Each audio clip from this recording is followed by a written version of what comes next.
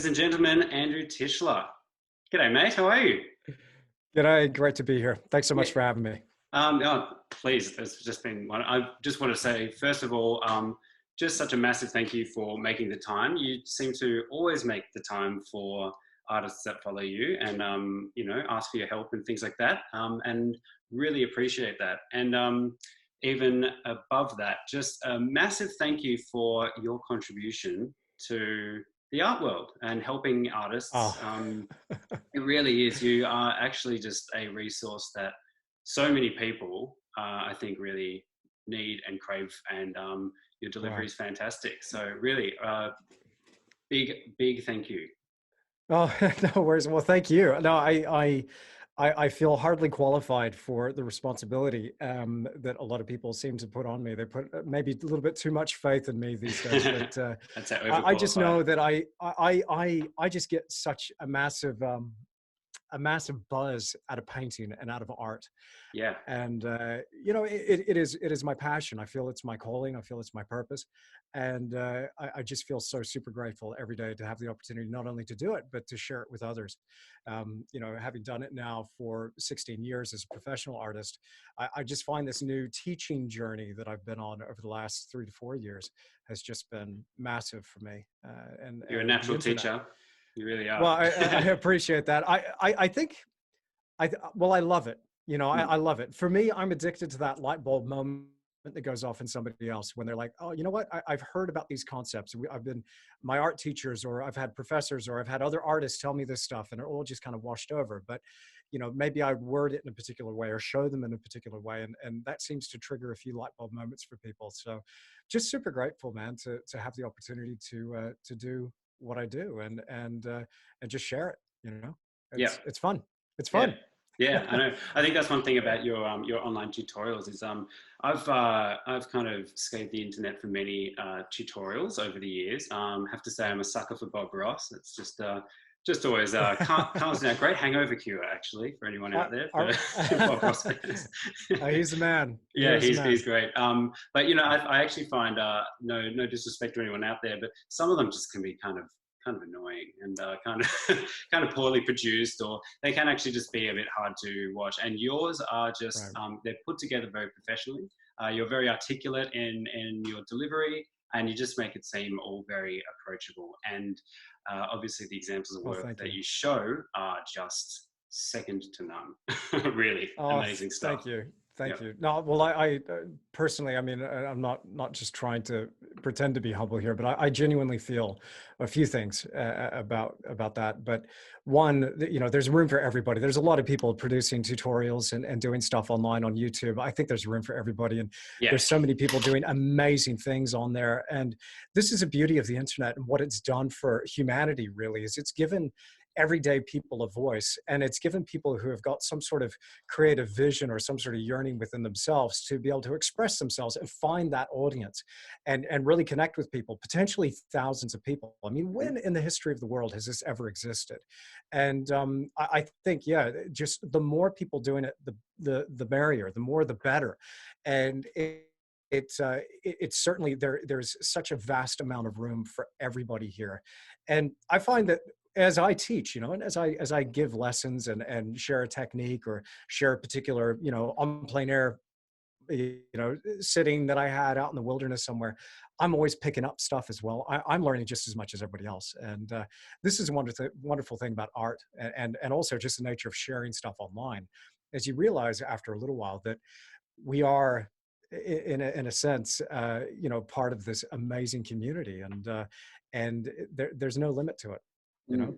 Well, Well, I the think you. limit is 7.5 billion people on the planet, so that's Yeah, nearly yeah. limitless. Well, you Yeah. talk about community, but I think that you have done a lot for community because, art is can be, if you're a studio artist, is such a solitary kind of Oh yeah. Yeah. Yeah. practice. A lot of people Yeah. can, I've recently got into Mhm. doing a bit more mural kind of work just because it's just, Mhm. just to mix it up a bit. But I am usually a studio artist. And yeah, Yeah. it is great to actually have that kind of that network that you create. I think it's a wonderful service. Yeah.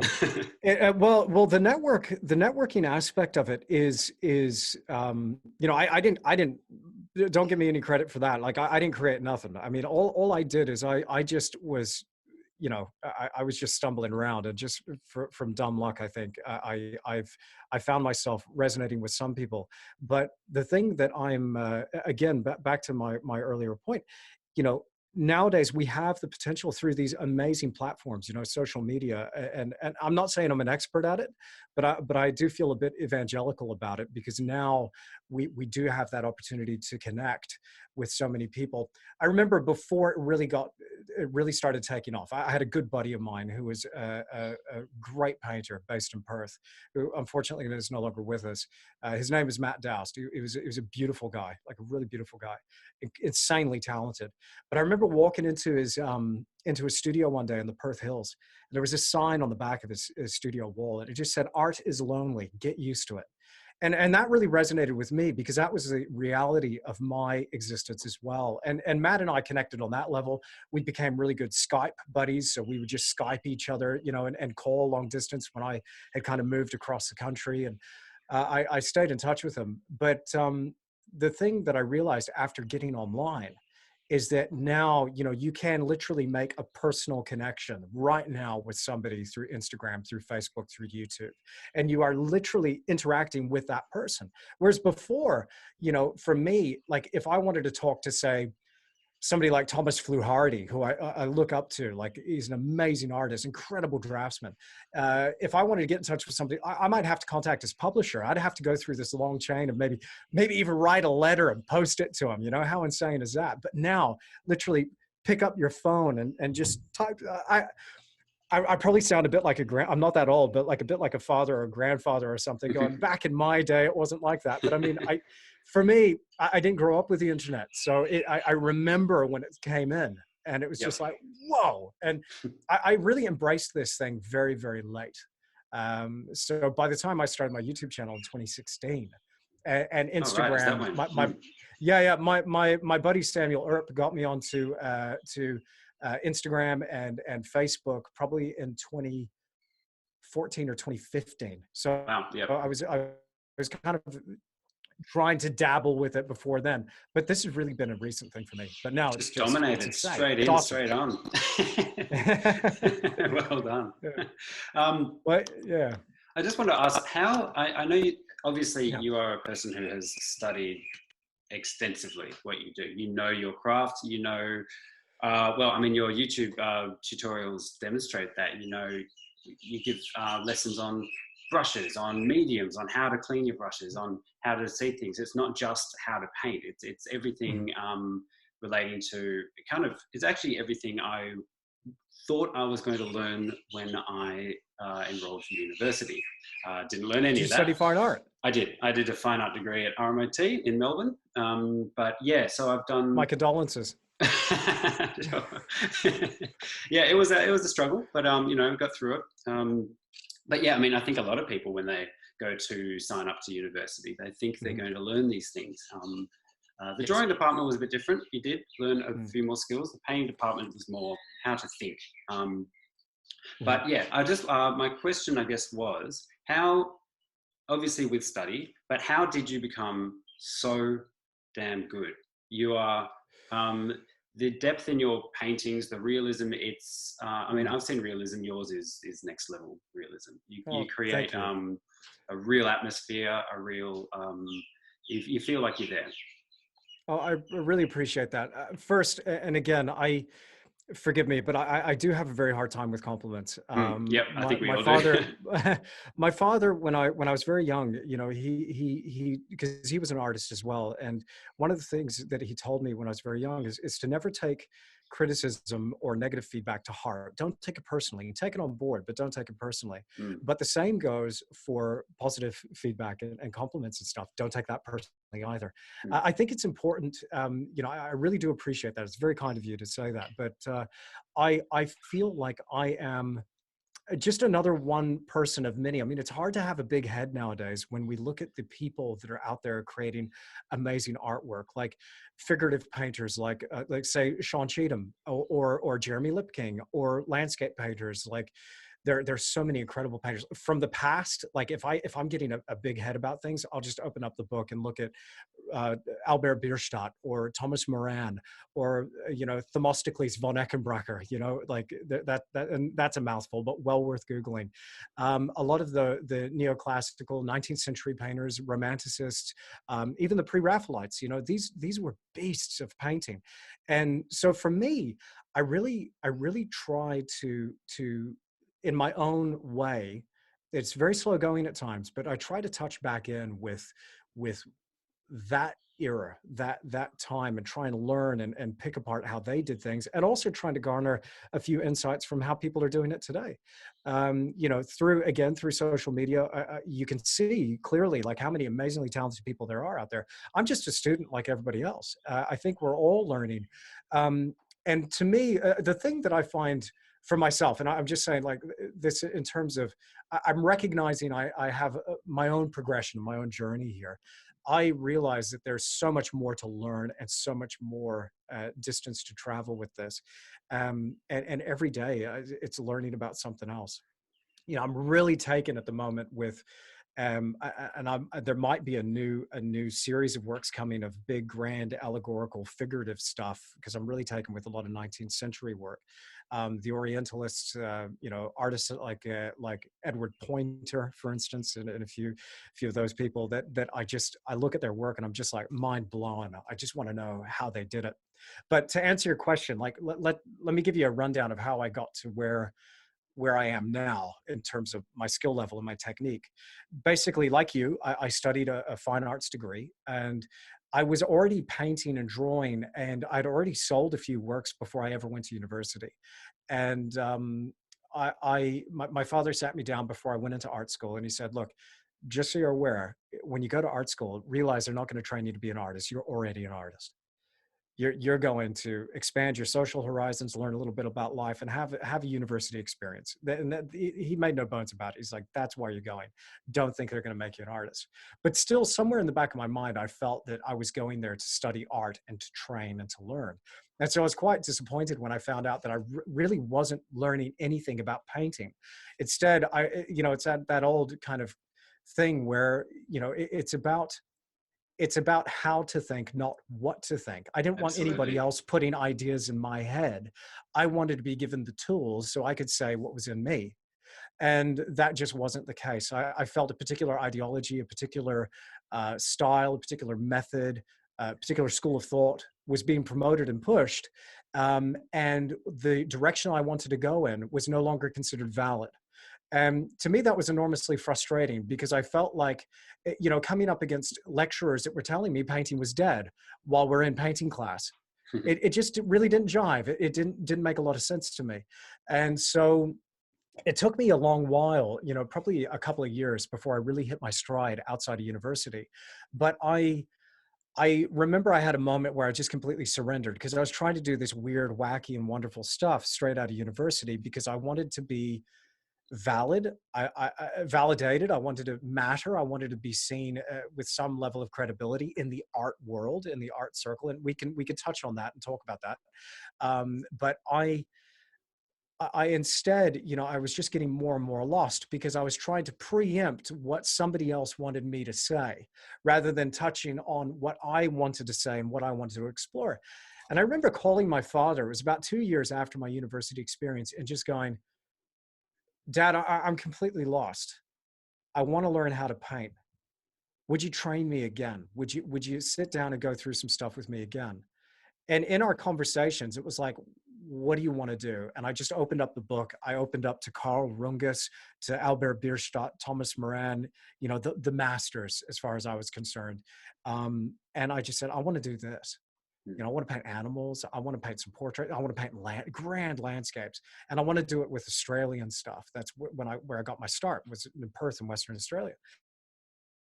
They're beautiful And paintings, he's like, those, by the "Okay, way. here we go."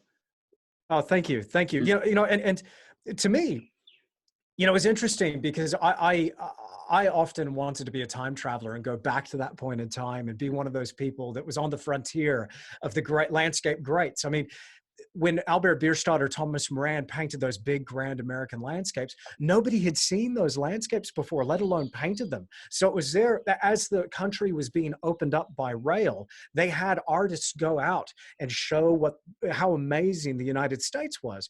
And here, like the whole world's been discovered. We're living in the 2000s, new millennium, and everything's been seen. So what's my role as a landscape painter? But I found that there was still something to explore, in particular with a lot of Australian desert scenes. Not a lot of artists have really painted those in a big way. I mean, yeah, there's been a few, but there were some spots that I went to that I was like, I could be the first one that's painted on plein air in this spot. Or I could be the first one that's actually done a massive studio scene of this waterfall in the middle of the Kimberley, because the only way you can get there is by chopper. Of course, we had, Aboriginal people living there for tens of thousands of years before I'd even got there, but nobody sat up with an easel box painting a landscape in the tradition of the 19th century painters. So I found that kind of cool. And Yeah, so, that is cool. not that it was particularly valid, but I think, in terms of art and in terms of the bigger picture of art, but I think the minute I let go of that, the minute I let go of trying to matter and trying to be seen as somebody important in somebody else's eyes, was a minute I truly started feeling creatively fulfilled and really happy. And Right. and for me, that's what art's about, and that's what creativity is about, and that's what pursuing your creative passion is about, is getting in touch with what's inside. And to heck with the rest of it. Like, who cares, man? You're not gonna, preempting and trying to satisfy what you think somebody else wants to see is a recipe for misery. Hmm. And for me, man, I love doing what I do, and I love teaching. And I think that's why I teach and why I love teaching so much, is because of my frustration, my gratitude, but also frustration. Gratitude for my upbringing that my father gave me, and the training that I got that so many people didn't have, but also the um, the frustration of those experiences of having people tell me I couldn't do it, the painting was dead, that this is no longer valid. Oh, it's been done before, therefore think of something new. That idea, hey, it's been done before, therefore you can't do it. I think that's trash. I think we need to Mm, trash it. I agree. There are so many people out there that, look, you want to paint a mural, cool, do it.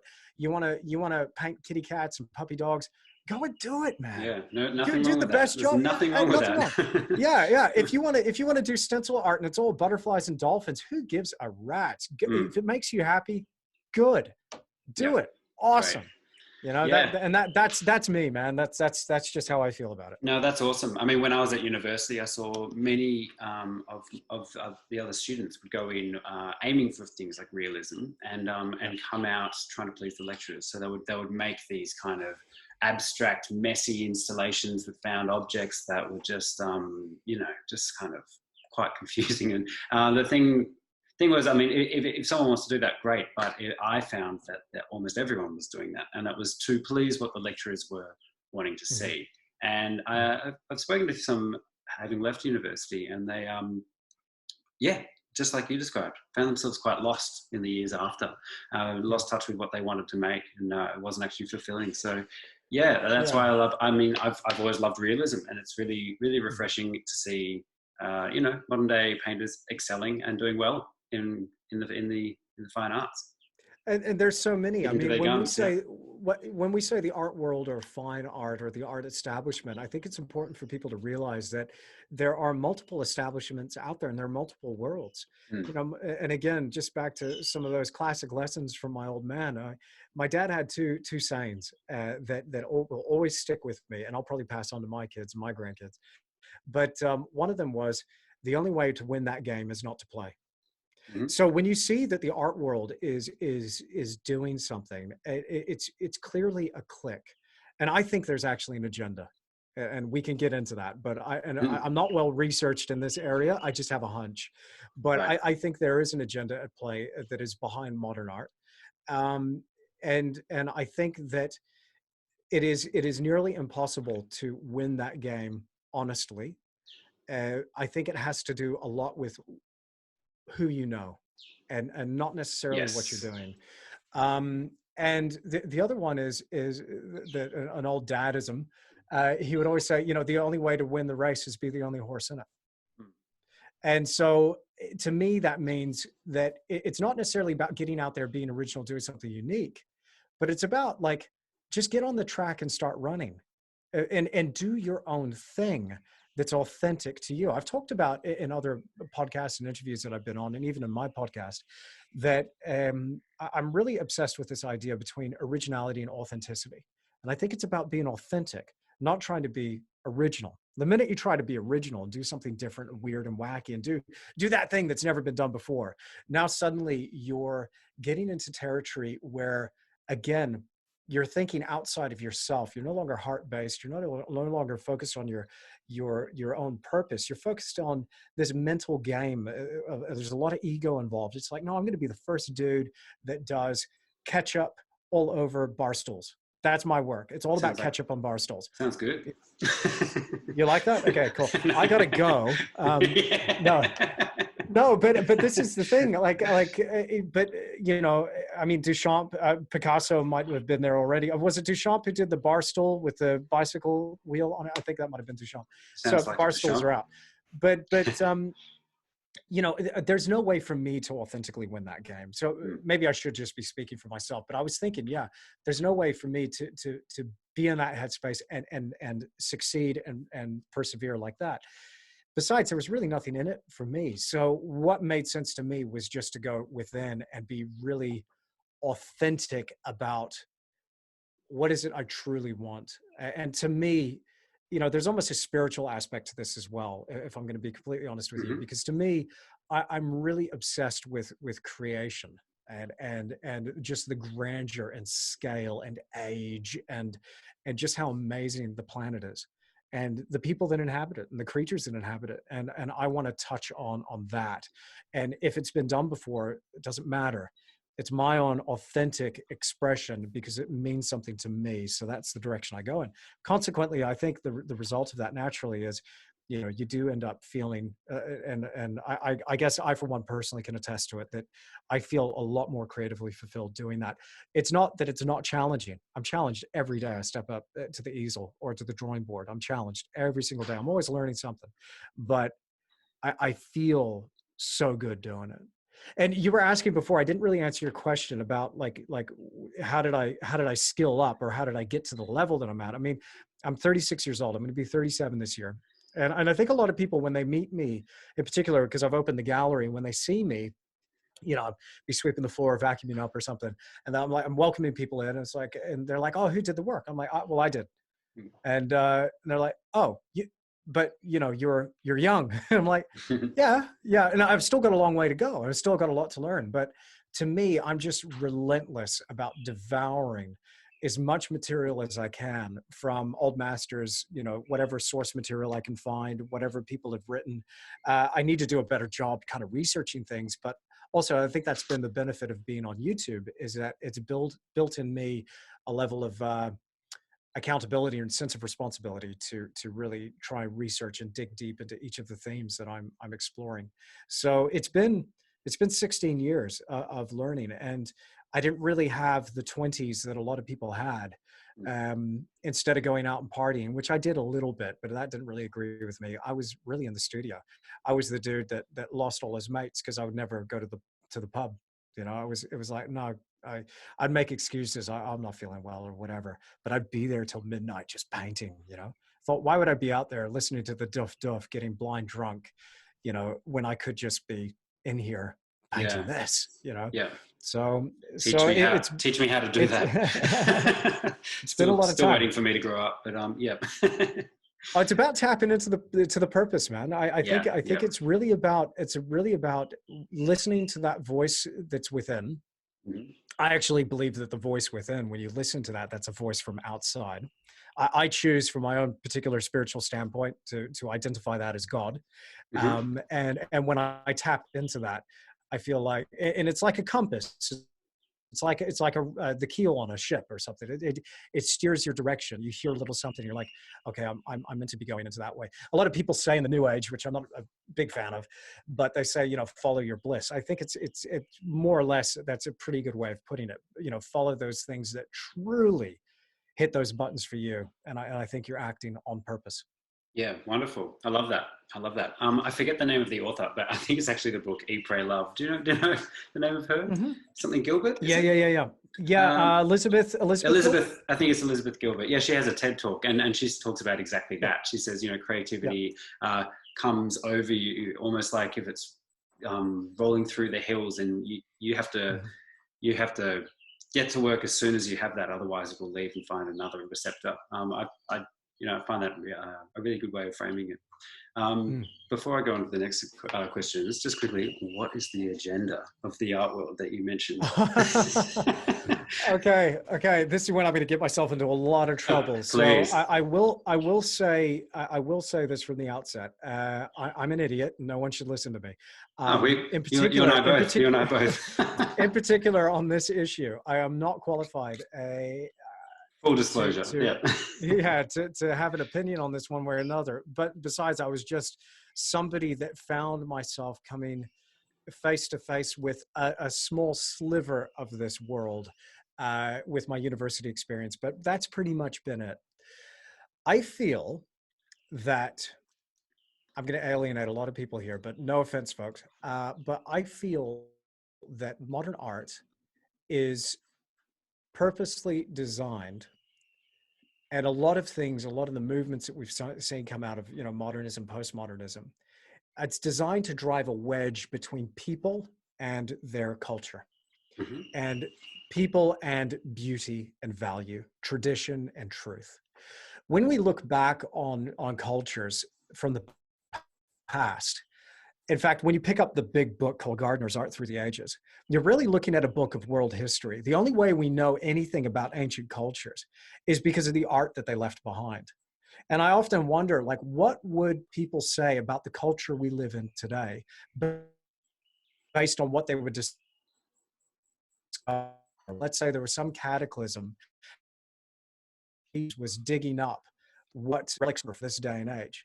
What would they say about the world that we're in? Um, I'll just take a quick pause there. Have you still got me? It seems I like do. it's Yeah. disconnected. It was lagging a Okay. bit. Yeah, but I got Okay. you. We're still good.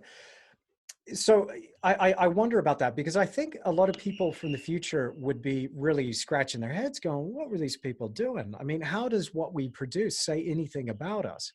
And the other thing is, the other thing that I'd like to point out is that when you talk to people nowadays, especially if you're an artist or a creative, or somebody that's involved in the art world, and you talk to other people who are not involved in art or creativity or the art world, and you start getting into a conversation, or you're showing them some of your work, they'll more often than not say, I don't know anything about art.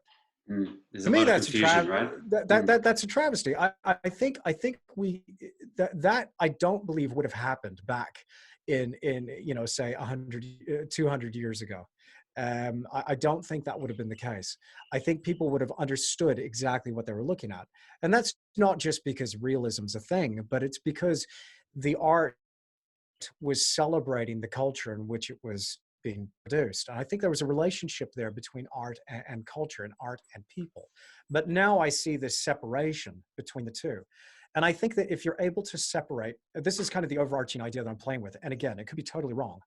But I think if you separate people from truth and beauty and true art, and you create things that are ugly and devoid of meaning, or you need an interpreter to be able to understand the bloody thing, then I think you have a better time at making a population controllable. If they don't know what is truly valuable, what truth is, what tradition is, what beauty is, what love is, what virtue is, these really, divine things that we should hold on to with all dear life. If we don't know what those are and really value and respect that, then I think we look for answers, and we look for our meaning and our sense of purpose in mindless consumerism. And I think you end up in a place like the world that we live in today. There are so many people out there that are lost. There's so many people out there that are, you know, uh, I think what I'm getting into now is more kind of big picture stuff, but I think the art is just one symptom of this sickness that is gripping the world. It's not just about the art, but that's just one piece of this big puzzle. And it just happens to be something that I feel as an artist and somebody that is trying to create things that are beautiful. Like, I'm obsessed with beauty. It's very hard to do nowadays Mm. and be taken seriously in the art world. And that's a real head scratcher for me, because I don't really understand why that is. But my suspicion is that that it is by design, that it is on purpose, and it's part of something bigger. And I think as long as the powers that be, whatever it is, I don't care to put a label on it because I Mm. don't know, but whatever it is that is ruling this thing, that is running this thing, needs us to be lost. So we continue to buy the drugs.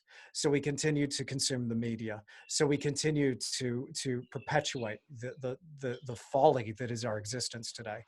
I think we really need to get back in touch with what the truth is. Those are really interesting ideas, and I have to say, you are preaching to the choir, my friend. Okay. I'm not. I haven't drunk the Kool-Aid on all conspiracy theories, but I used to love them back in the day, Okay. and I still do love entertaining the idea. But there is Yeah. yeah. I mean, that actually I haven't actually ever considered that in terms of how that applies to the art world, but it actually makes a lot of sense. There is such a disconnect between Yeah. contemporary art and people. I mean, everyone's got a taste in music, not everyone's got a taste in art, and I find that a real Yeah. shame because Yeah. both just as valid. I mean, yeah, I'm Uh, personally really into accessible art. It doesn't have to be crazy obvious. It doesn't always have to be realism. I mean, I'd love a lot of abstract art too, but there should be some. I always look for some element of skill or uniqueness that makes you want to look further, makes you want to ask a few more questions, rather than actually just stand back and think, you know what, art's not for me. yeah. When you say skill, like, I think skill is really undervalued in this day and age. A lot of people, like, with the art that they buy, they're just looking for a pop of color and the latest little thing, that maybe a lot of the work that's being produced, and a lot of the decorator art in particular, it doesn't really require much skill to produce. I'm not trying to poo-poo that. I mean, like, it's perfectly valid if that's what you want to do and that's authentic to you, great. And if you love it, great, no problem. I'm not trying to put that down, but I think that skill, I mean, in particular with a lot of the teaching that I do and the people that get in touch with me as a result of the lessons that I teach, that's something that people seem to be craving out there. And I think skill and technique is the language. And once you have that language and a good understanding of that language, then it becomes part of applying that language to the meaning that you want to explore, the story, or a particular message you want to impart. I think the skill is the carrier that gives that to your viewer. And without that, it can become very difficult to get any kind of message across. And so consequently, because a lot of the work that's being produced didn't take skill to produce it, now you need an interpreter by way of a didactic panel on the wall next to the work that says, you're looking at an unmade bed. Here's what it means. Mm. I'm sorry. But if it doesn't communicate visually through the skill of the artist, then it fails to fulfill the basic requirements for what is art, in my opinion. I agree, because it is visual art. I've always thought that, Yeah. it is a Yeah. visual medium, and if it, even if it's confusing, it should at least get the viewer asking more, wanting to know more, Absolutely. at least. Absolutely. Yeah. Yeah. Mm. And like, on the confusing aspect, I mean, some art can be confusing. I mean, there's one painting by Arthur Streeton that I looked at for years, and I never fully understood it until a security guard at I think it was at Federation Square. It could have been Fed Square or it could have been the NGV, but it was this many years ago that I saw it. There was a security guard saw me looking at this painting, and he came up to me and he said, "Do you like that painting?" I said, "Yeah, I absolutely love it." He said, "Can you see what's going on?" I'm like, well, yeah, I could see a little bit, but I'm like, yeah, I mean, it's a classic. Oh no, sorry, I'm completely butchering this. It's not Streeton, it's Roberts, Tom Roberts. Beg your pardon. So he's often considered the father of Australian Impressionism. Amazing painter, but this was a scene that was a heist scene or something going on, and at first I just thought it was a quarry wall, and there was a horse in a weird position. coming to drink at the water. Its legs were extended and it looked really kind of weird. But I thought, it's okay. You're Tom Roberts. I'll give you a pass. The horse looks weird. But he said, no, look at this. Look at all these different things that are going on. There was actually a gangster or some bushman or some like outlaw, like a Ned Kelly type or somebody crouched behind a boulder. I thought he was one of the boulders because he was like blending in. I never saw this character that was right in the foreground before. Crouched down, his hat was there, and then he said, and look at this little brushstroke here above the horse. This is why the horse is going, ugh. And there's like a little puff of debris and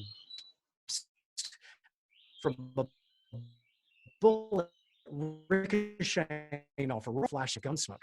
And I'm like, my dude, I never saw that before. And there was a meaning in that painting. There was a story being told, but it was a skill. And you could slowly pick apart the meaning of that painting. But it did take, at that time, it took somebody pointing it out. But once I saw it, you could see the whole picture.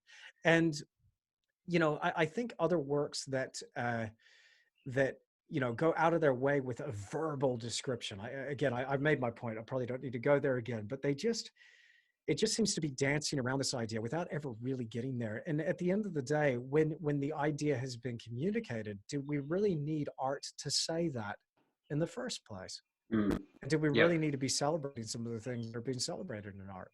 But I'm not going to, no, I think I could probably over prescribe a particular point of view there anyway. No, I find that all really interesting. I heard before you said, sorry, I'm getting some feedback here. I heard in a few of your podcasts a while ago that you were aiming in 2019 to open a gallery, and it sounds like you have. Congratulations. Oh, thank you very much. That's wonderful. So did you, when did that all happen? Well, the gallery opened about 6 weeks ago now. So in wow. December 2019. Yeah, very, very recent. I'd kind of been, you know, talking about it for a long, long time. It's been a long time, you know, getting everything together and building the space. I've been in the space since July 2018. So just to do the carpentry, the fit out, all of that stuff. You know, a lot of people don't realize it because I got a lot of people on my YouTube channel and through social media going, Tish, where's the next video? When's that coming out? What's going on? Well, no, long time. I'm working on commissions. I've been building the gallery, like physically doing a lot of the work myself. A good buddy of mine, his name's Ziff. He's a friend, good friend, and my neighbor, which is handy. It was me and him building it, fitting out the whole thing just together, working day in, day out. And then my other neighbor is an electrician. Together, we're hanging up all the lights. Like we were doing everything. And then my wife and I were painting the space. And then that all had to happen on top of doing the paintings. But finally, after chipping away at this project for over a year, we opened in December. And it's been great. So far, there's been like a steady stream of people coming in and, you know, looking at the paintings, appreciating the paintings. To me, I wanted to exhibit my personal collection of work. There's a few paintings in there for sale, but most of it is my personal collection that was stuff that I probably will never part with because it was all stuff that was from YouTube. So you can come in and see the original Russell Petherbridge from my first video that I ever put on YouTube, along with the big Milford Sound painting I've just finished, which is going to be a massive tutorial. Love that. I've been holding out for that tutorial for a long time. Thanks, I was hoping you thanks. That is just mind-blowing. And I didn't actually know about that landscape until I saw that in a few of your photos, and wow, what a place. I've got to get over there and hopefully just some painting of it it's myself. It's a life-changing experience seeing that landscape in person for the first time. Really. You know, for me, it's a lot like seeing the Grand Canyon. I think they're about on par. I embarrassed the heck out of my father when we went to the Grand Canyon, because I rock up and I come to the edge of the railing, and I'm looking at this thing, and I start crying. And he didn't realize, but tears are rolling down my face. He looked at me. He's like, "Are you crying? Like, like what's wrong with you? Pick yourself up, be a man," kind of thing. You know, he was teasing, but I think he could tell. He could tell that at that moment that it just feels like being struck with something. Yep. Suddenly now you're face to face with, and for me, again, it's like coming face to face with the creator. And it's just like, it'll make you believe in God, won't it? When you see those landscapes. Yeah, really. Absolutely. For me, there's, I mean, and again, for me, there's no question. Mm, I just look at that and I'm like, yeah, yeah, yep. you're here, you're real. Yeah, absolutely. And I just, to me, that's again, that's why I paint. But Milford Sound, I mean, the painting itself, a lot of people love that painting. I've gotten a lot of great feedback on the painting. A lot of people are hanging out for the tutorial on how I painted it. But to me, it's interesting because I've been back to Milford since twice, and it just doesn't even really scratch the surface for me. Mm, It's like this itch that I can never satisfy. It's like, I can never quite get to that level. I will never get to the level, the God level, you know, because yep. he's just incredible with how he does things. And then just to show off, he'll change the light on you. Yeah.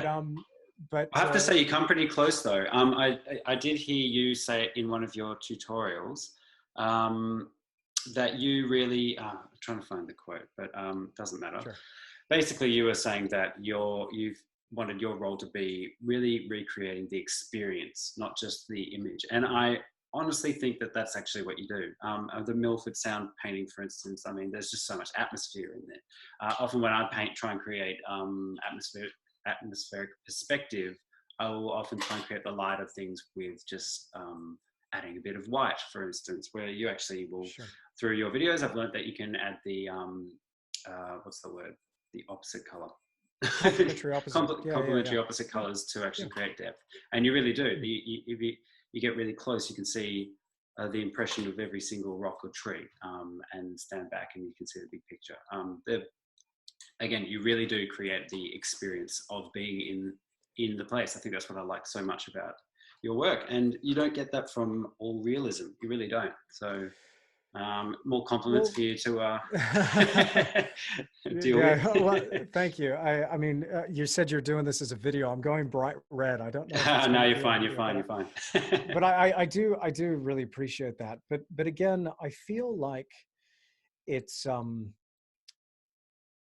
it's really, again, it's just kind of scratching the surface. For me, I'm trying to recreate the experience for me, you know, personally. I'm trying to get back there and capture some element of what I saw out in the landscape, or if it's a portrait, capture some element of what I see in the sitter. Mm. And very hard to do, but this is where skill comes in, you know, and why I'm obsessed with skilling up and learning new skills and trying to continually brush up on my painting, is because I think, again, skill is that vehicle by which, you know, we can get there a little bit closer, and continually to push that boundary. But I feel it's an amazing feeling when it does hit the right note for some people. It doesn't for everybody, you know, not everybody sees it. But you know, some people, when they'll come in, like it might just trigger something in them. You know, I'll never forget my first exhibition. This is just one of those experiences that was like really quite, you know, loud in my memories. But my first exhibition, it was the day after the opening, and there was a guy who lived across the road from where I held the exhibition in Heathcote, and he walked in, and he was just did a quick, you know, scan of the room, and then zeroed in on this painting, went straight over to it, and he stood there for a while. And he was just like, wow. I was like, wow, you know, you like that? He's like, yeah, I really like that. My wife was pregnant with my first child, and we walked along that cliff. And to him, it triggered a memory in him, and he was able to relive that experience through looking at this painting. And suddenly, you know, at the age of 19, I was like, oh, I stumbled upon something here, you know, that for me. And I was still going through university at the time. I lost that idea. I regained it again, fortunately.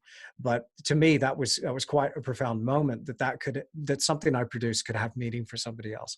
Mm. Um, and he bought the painting then and there. Right. He was just like, I'll have it. You know, it's one of the most expensive ones in the show. This is back in the day when I think it was $900 he bought that painting for. So Yep. yeah, I love that. Yeah.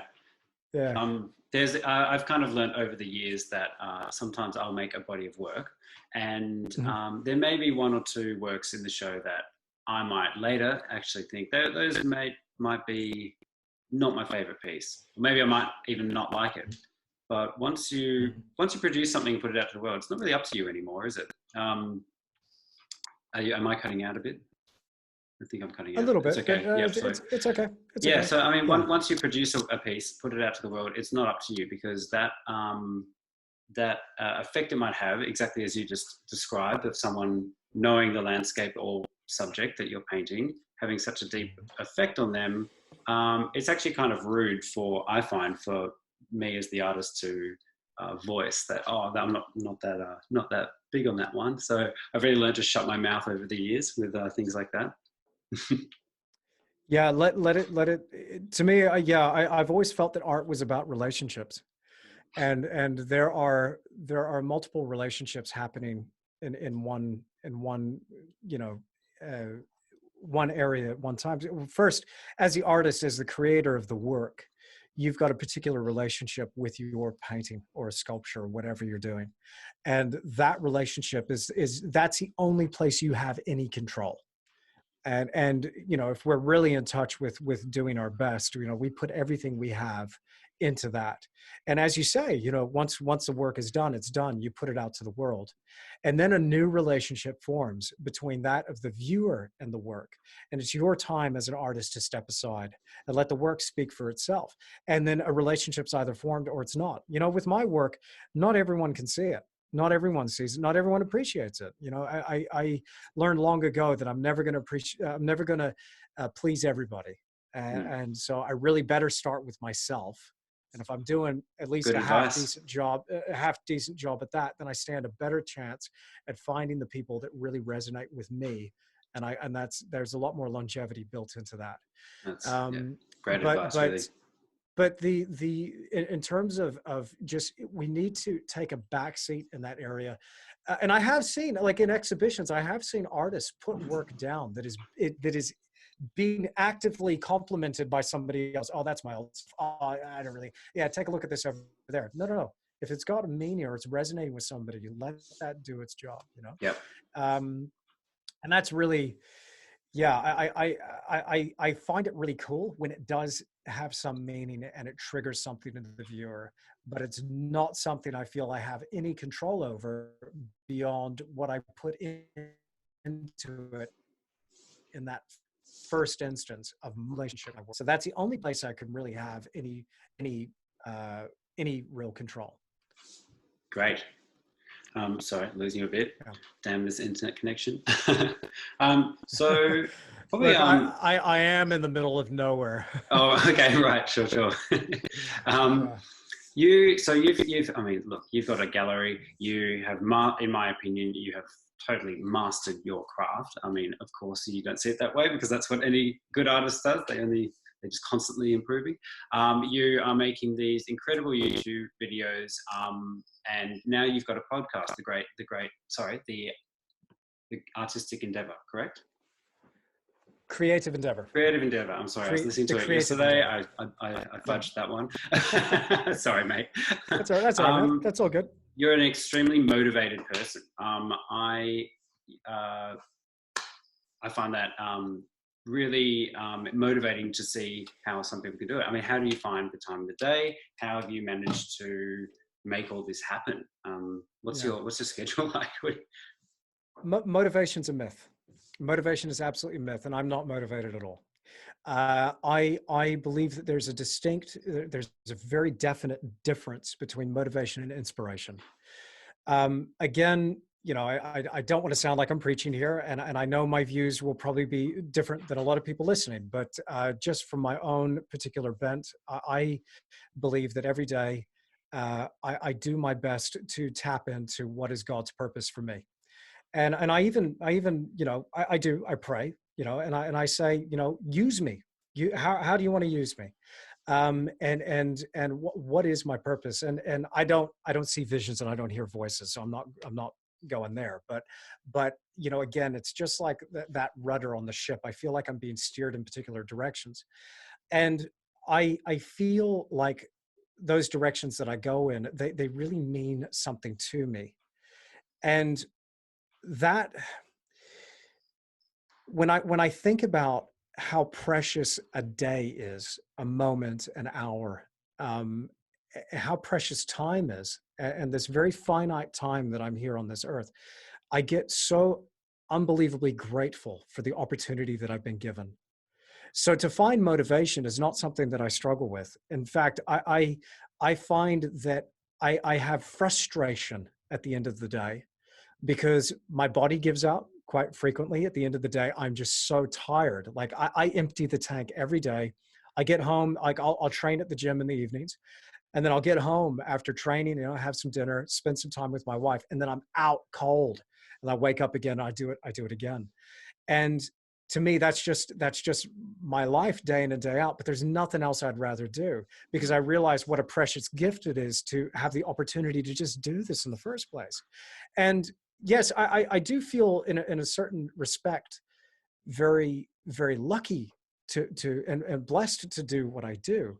But I think hopefully people out there listening to this go, well, okay, it's easy for you to say, easy for you to feel grateful and blessed and all this sort of stuff.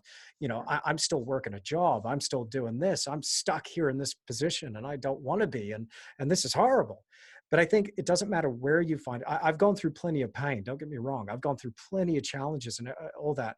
But I also know what it took to get here: the blood, the sweat, the tears, the sacrifice, the heartbreak, the torment, to get here at this point. And so I know what a precious gift it is to just show up and do it because I realize what I've been through to be here. And I know a lot of people in my life, like personally in my life, that I'm related to in my immediate family, that had a shot, were amazingly talented, and they blew it all away. They blew it all away, destroyed themselves, destroyed their lives. And I pray for them, and my heart goes out to them. And I understand what it is, what it's like, at least from my perspective, to see the consequences that's had, and the results that's had within my own immediate family. And so I know that this is not something that is just a given that I get to do this. It's completely by grace alone that I have the opportunity to do this. So if I have the opportunity, why screw it up? So I really have this in the front of my mind every single day of being like, no, I'm here in this position. So how can I use this to really, not just further myself, but also help other people? Like, so when I'm teaching, like, and when I'm making a video, like not every video it's a home run, but I'm really trying, to really do the best I can to help, because there's a lot of people that have gotten in touch with me, and again, some of them, it just brings me to tears, but I'm just so insanely grateful to have people just reaching out saying, I watched one of your videos and I picked up the brushes again after years of not going anywhere. I swore I'd never paint again after somebody said that one thing to me, but now I'm painting because I saw one of your videos and now I feel I can do it. Like, that to me is just, so that makes me want to show up. And just on a, I guess maybe this follows in. So, I'm not a fan of motivation, but I think this keys in. The way I live my life has got to be a whole picture. It has to be a holistic approach to living. It can't just be, I'm not one of these compartmentalized people. Everything that I do in my life relates back to my art and my career, every single thing to do, because that's where I feel that's my sense of purpose. That's why I was put here, is to do that. And so if anything, any one thing is out of balance, everybody talks about balance these days. If you were in my life, or you were observing me, like a scientist with a notebook, most people would probably say I'm very out of balance. But to me, this is my balance. This is where I find that I can kind of key in. I don't drink coffee or anything caffeinated. I do not drink alcohol. I don't take any drugs of any kind at all. I'm on an entirely plant-based diet. And now that's something else that, maybe a topic for another discussion. I'm not making any moral judgment on anybody else that choose to live a different way, choose to drink coffee, drink alcohol, or eat meat. That's not, this is for me. This is just a personal approach. But, I exercise every day, at least most days that I can get there. I take a few days off here and there, but health and fitness and physical vitality is at the front of my mind, because I'm always asking the question, what keeps me at the easel? There was a great quote, and just shout out to Steve Schmiller. In the last podcast that I did, Steve Schmiller had this one anecdote that he was saying, and I don't know the full context, but in this anecdote that he was sharing was about a rowing team. And this rowing team, they were talking about, hey, whatever decision we're making in our lives, it's just like, should I go and do this thing? Well, whatever makes the boat go faster. They live their lives dependent on whatever made the boat go faster. And so for me, every decision I make in my life is whatever keeps me at the easel producing my best. And so for me, that's going to mean that I have to have a certain amount of financial savviness so I don't blow all the money that I have in my account, so I can afford to buy the time, sustain everything so I can keep producing. It's not so I can drive the next thing or live where I live very humbly, very close to the ground. It's not about that for me. I can only paint in one studio at a time, and I love my studio. And so with my health, it's whatever allows me to sustain those long hours.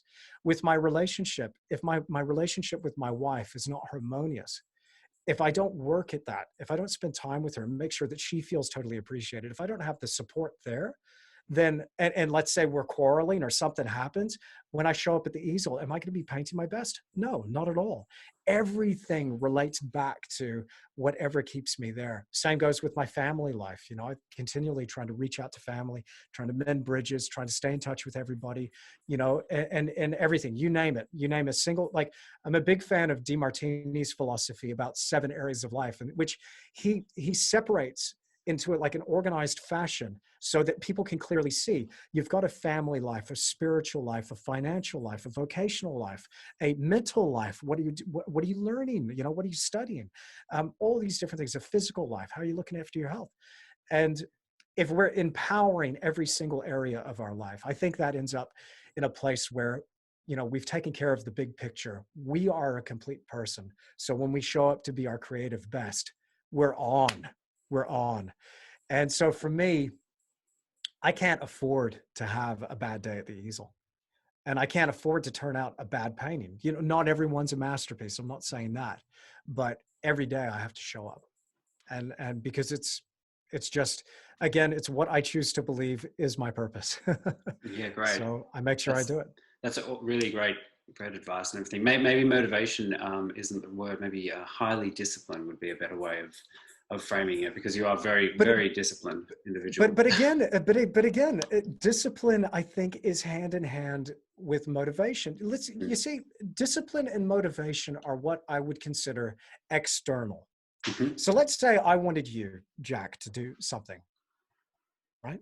Yep. And I'm going to say to you, hey, listen, I want you to come over on the weekend, and I've got a big pile of manure there, Like where this and is going. we're going to spread it all over the yard. Now, let's say we didn't know each other. Yeah. Let's say we didn't know each other and we weren't mates and all that stuff. Okay. Let's say that wasn't the case. If you didn't know me, what would you tell me? You say, no, get out of here, man. I'm not doing anything for you. I don't know you. I'm not going to spend my weekend shoveling crap around your yard. I said, listen, I will pay you. I'll pay you $20. No, there's going to be a particular level that I get to. I said $50, $100, $1,000, $2,000. I'm going to pay you $2,000 to shovel this crap around my yard. We're going to get to a particular level where I've reached the sufficient motivating number that you'll be like, you know what? Okay, for $10,500, I'll show up to your house and we'll shovel stuff. That's something external causing you to move. So that's something from without causing you to act. And did it require discipline? Well, yeah, maybe, but you've got something that is motivating. You can know you're going to get a reward at the end of this. When you're operating out of inspiration and something within, the discipline and the motivation is not even a factor. It's now, you're now tapping into something within. And this is, I think this is probably one of the single most important thing for creatives to learn, is to how to tap into what really truly inspires them, and then watch how you don't have to be motivated and you don't have to have any discipline to do it. I don't have to have any discipline to go to the gym, to lift weights and to train on a bike, or to do my burpees, or to be on the rower. I don't have to have any discipline to do that, because I know at the time I'm going to put in my audiobook, I'm going to learn something cool. I'm also going to enjoy the results of what I'm seeing as a result of doing that.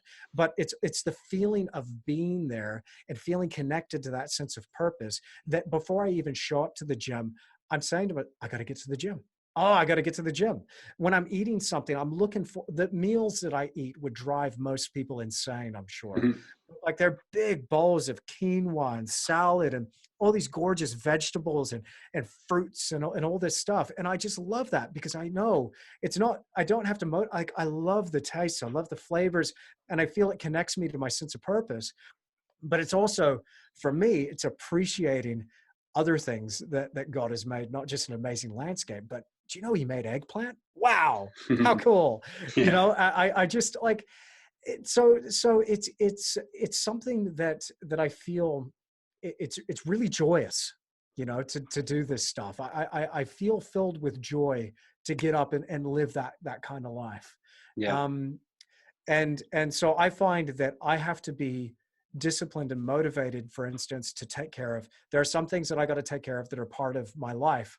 And maybe it'd be a good example for me here, you know, to take some of my own medicine. But like some things to do with the business side of things, I'm not the best with correspondence on email, so maybe I require a little bit of motivation there. But for the most part, my life is lived through that. And it took a long time to get here, man. Like it took a really long time to kind of hone in on that. And I think the biggest thing was letting go of the fear and the shame that I associated with um, being who I really was. You know, if I do this, fear and shame associated with making YouTube videos. Can you believe it? Yeah. If I had listened to the voice in my head, we wouldn't be talking right now. But there's so many other opportunities that I wouldn't have I've had a battle with that because, too. Yeah. yeah, You just got to because I shut didn't. that voice up. You Yeah, really do. yeah, Don't listen to it. It yeah. doesn't serve you. No, Mm. it doesn't serve you. It doesn't serve anybody. Mm. You know, and a lot of the times that voice is saying, you know what? Who do you think you are? Yep. You know, Totally. so you know that's down another track. But you know, it's just, yeah. Again, I think it's just so important to really put a clear distinction between those two things as motivation and inspiration. It doesn't Yeah. mean I don't have bad days. You know, I do. Of course, we all do. I'm human. You know, we all human beings are going to go through trials and tribulations and all that sort of thing. But I think it's about more often than not just showing up on a consistent basis. You know, a big thing for me, a big, you know, word that I love is consistency. Because when I look back through the books of the old masters, you know, and like art history books and paintings, what I see with Waterhouse, what I see with Rembrandt, what I see with Moran, and a lot of these other artists is a consistent level of excellence with their work. And I want that consistency to be in my work as well. And I want that to be in my life, not just in my paintings. And I also am aware enough, there's like a lot of artists from the past that were complete messes of people. Mm. Like apparently Rodin was a jerk.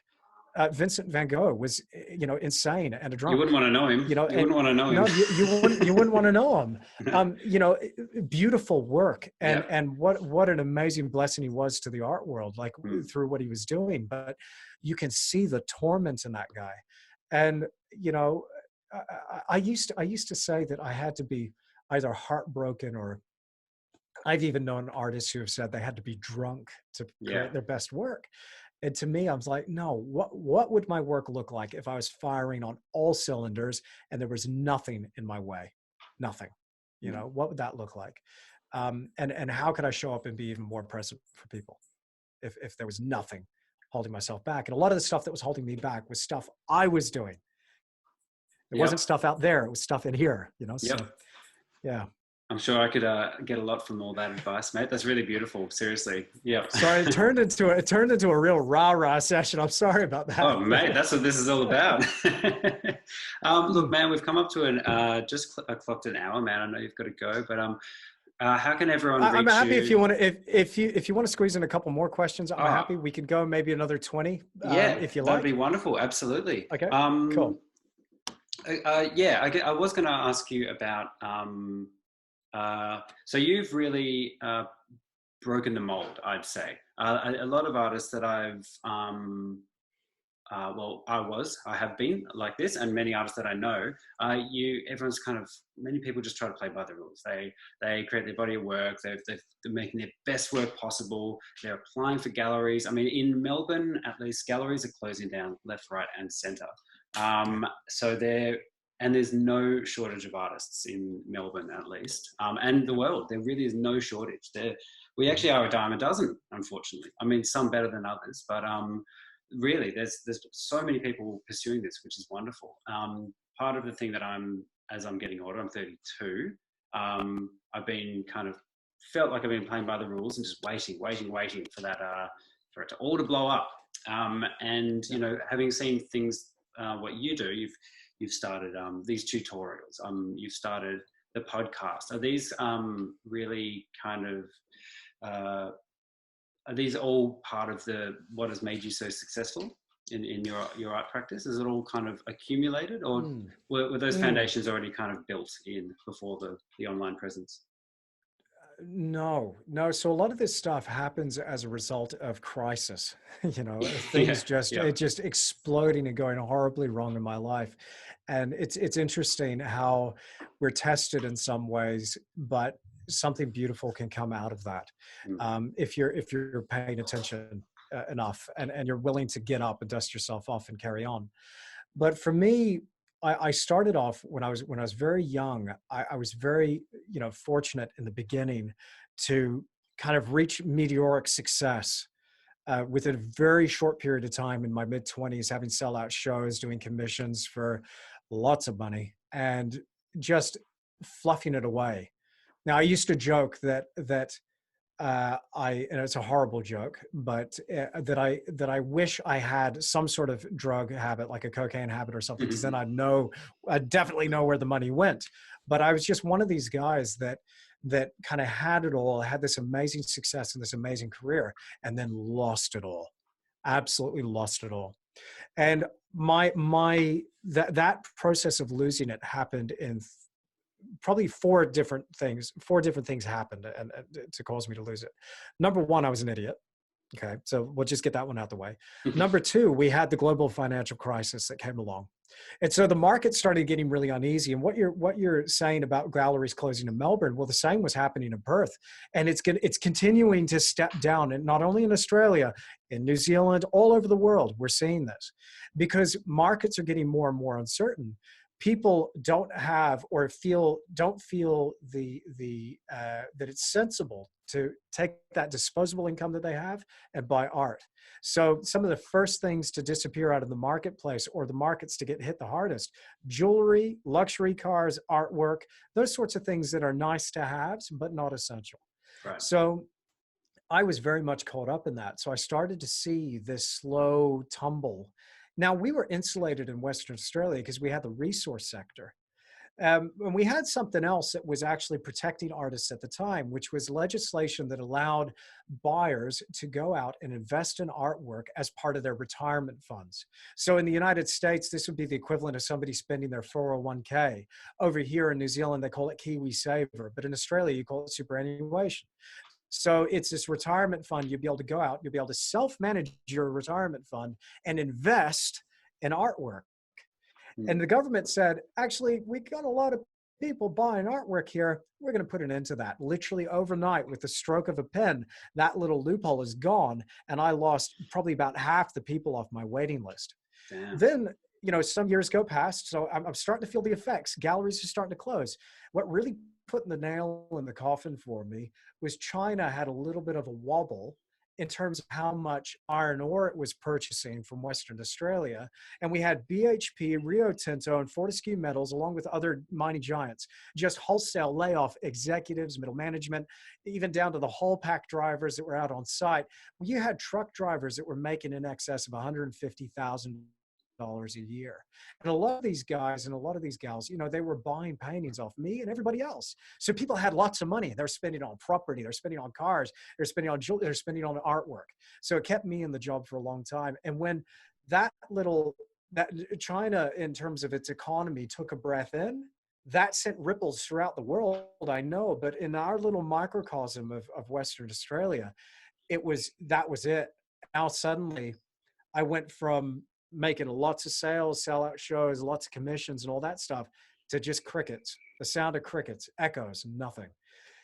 And I might make the odd sale here and there, but I went from, you know, living a pretty nice lifestyle to starting to get nervous, to eventually having to move out of home and move into my studio, which was a factory unit. Next door, there was somebody making breakfast cereal. The couple of doors down, there was an engineering fabrication joint. There was also a commercial laundry, all inside this big dusty shed. And that big dusty shed in Dalesford in Victoria, just north of Melbourne, is where I Yep. started my YouTube channel. And Wow. and not many people knew that in the next room over from where I was filming, I was sleeping. You know, Yeah, my right. wife and I were living in there. And now look, we had some pride and dignity. We did it up. We made it look nice. People walked in, they were like, oh, this is great. But I remember one morning I walked out of the studio. I opened the door. I'm letting the dog out for a pee.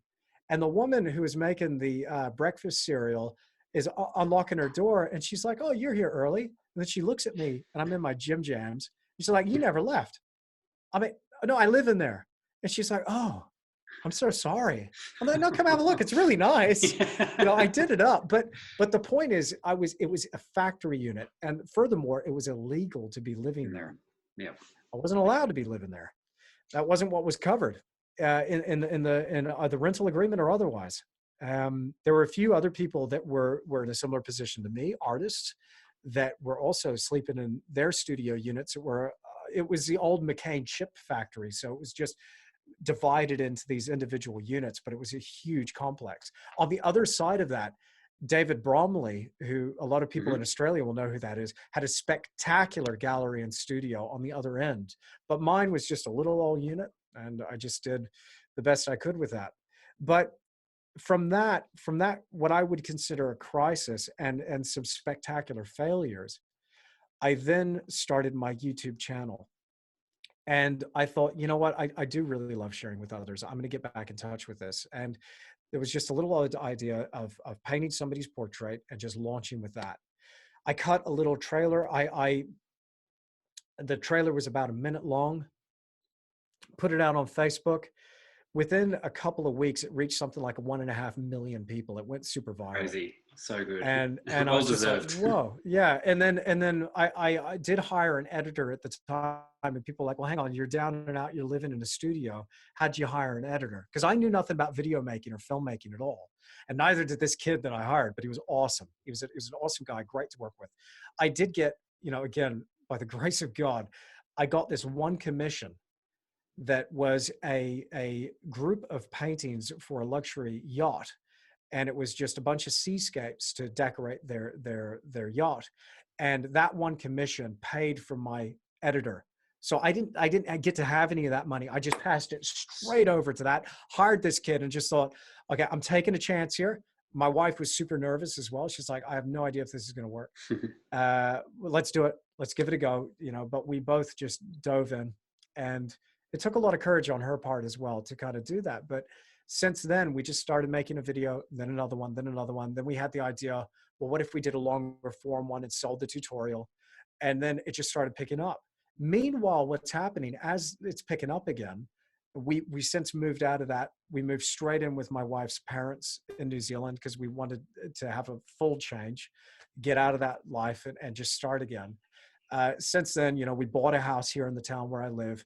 I'm in this new big studio. Since then, it's funny. Now I'm dealing with clients that are some of the biggest clients I've ever dealt with that didn't, some of them found me through YouTube, sure, but some of them found me independent of YouTube. It's just like it just happened.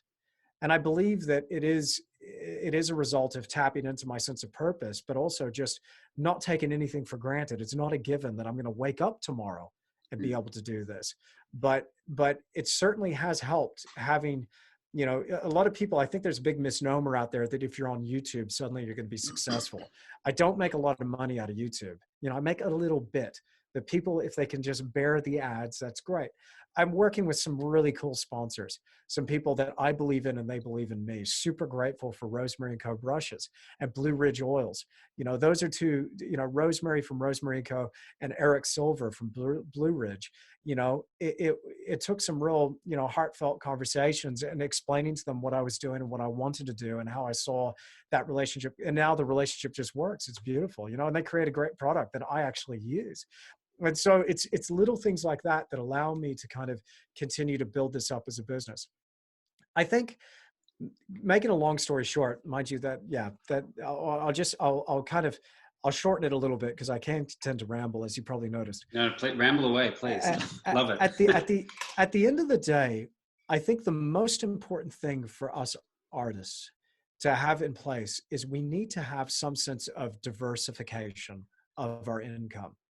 And there are so many ways nowadays to be able to do that. And diversification doesn't have to just come from making YouTube videos. For somebody else, it's going to be something else. It will be from printing your work, from maybe teaching a workshop, from maybe tutoring some kids after school, or doing something, even going out there and getting a job so you can take the pressure off of yourself so you can continue to work as much as you can afford to work in the studio. There's no harm in getting a job. There's no harm in doing something to supplement your income. But I think doing things that allow us to make income from multiple sources is so vital in this day and age. Because if there's one thing that I've learned as an artist, it is that I cannot count on the sun to always be shining. So while it is shining, make hay, but prepare for the storm, because the storm's coming. The flood is coming, and you best prepare.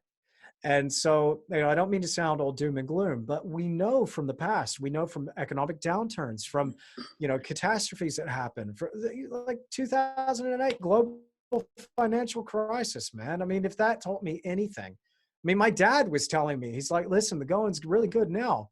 But in the late 80s, Andrew, I lost my business. I didn't sell anything for 18 months. And he said, your stepmother supported us for 18 months. We were living off what she could make as a veterinarian. And I was like, yeah, you're right. I didn't remember that. Yeah, but I totally remember that time now.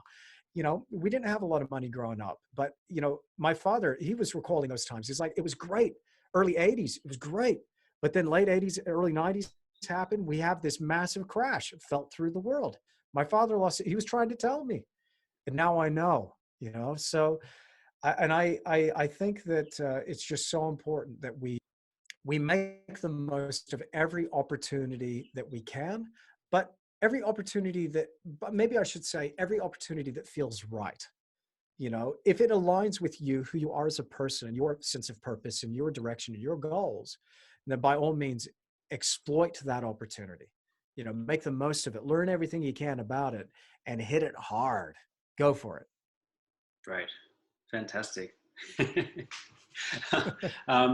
Yeah, one of my I suppose spiritual teachers called Ram Dass, that I love his teachings. Yep. One of the things one of the quotes he kind of says is, I work on myself to help others, and I help others to work on myself. And I very much think that you've applied that, and you're giving a lot and you're getting a lot back. And I think a lot of people can really take a leaf out of that book. It's great. Love what you do.